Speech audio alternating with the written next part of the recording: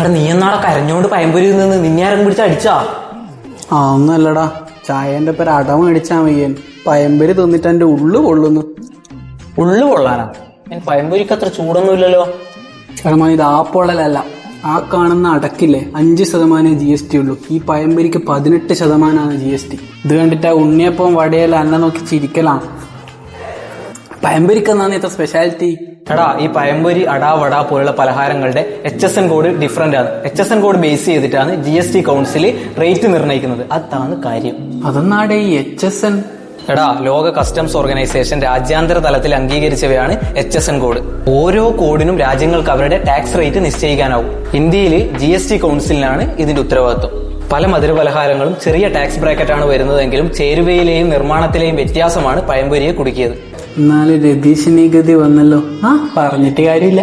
Ratheesh? ഓ, പയമ്പൊരി